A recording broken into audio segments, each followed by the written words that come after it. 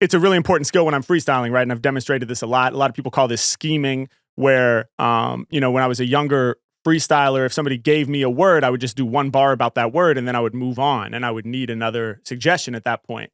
But then I wanted to develop the ability to just be given one word and potentially rap for, you know, a minute or more continuously, all with ideas that had stemmed from that single word. I think the ultimate goal would be to just have one idea, one initial spark, and be able to kind of like flow forever, you know? Shout out to Rakim, flow forever. But like that would be the goal, that I can constantly just, my own brain can generate the next idea all based on that single input.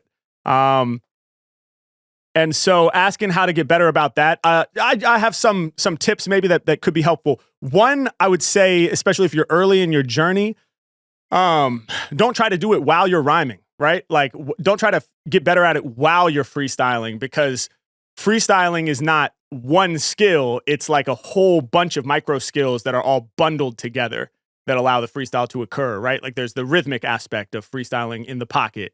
There's the need to rhyme, you know?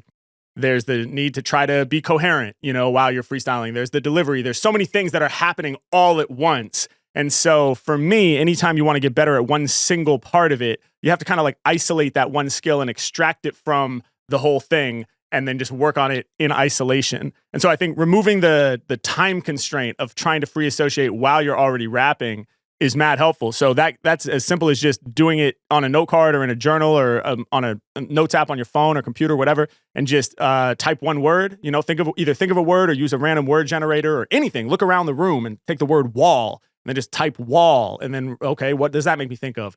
Great Wall of China, brick, one brick at a time, mortar, building, foundation, skyscraper, top floor, penthouse, blah, blah, blah.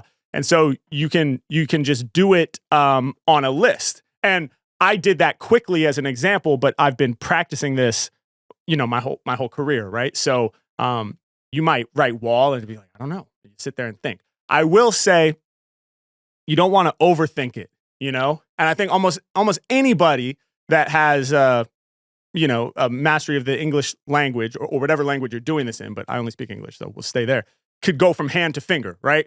Or from hand to palm. Like, you know, other parts of a hand. And so you don't want to sit there and be like, hand, what's a good one? What's a really good one? Because we can think our way into a block, you know? And I think it's more about just literally writing whatever comes to you.